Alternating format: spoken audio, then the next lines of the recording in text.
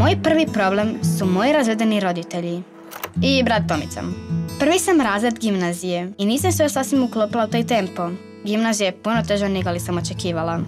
Mama me ne razumije, a i kad bih joj rekla što me sve muči, ona bi samo vikala po kući i pokušavala to galamom riješiti.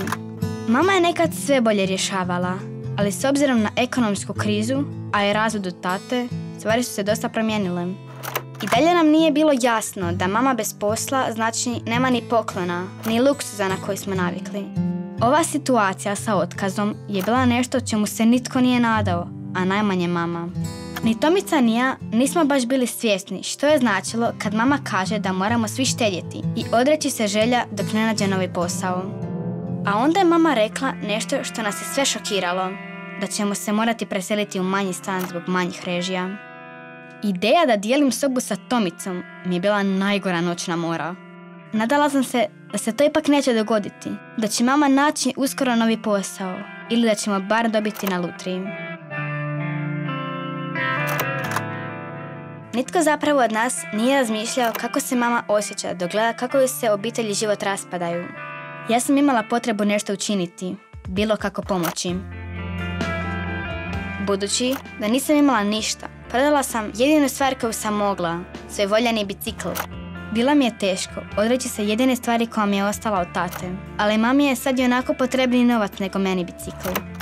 Htjela sam pod svaku cijenu spriječiti preseljenje i dijeljenje sobe sa napornim Tomicom. Od bicikla nisam dobila puno, ali svaka kuna je dobrodošla. Nisam imala pojma kako je teško danas naći posao. Nadam se, dok završim faks, da će mogućnost zaposlenja za mlade ljude biti bolja. Imala sam osjećaj da me ova situacija preko noći promijenila, ali čini se da nije samo mene.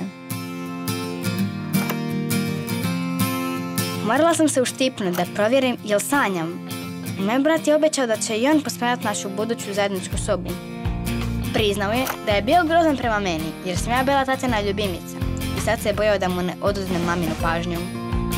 Mamu je ipak poslužila sreća i primili su je na jedan od poslova iz oglasa. Yes, ne moramo se seliti.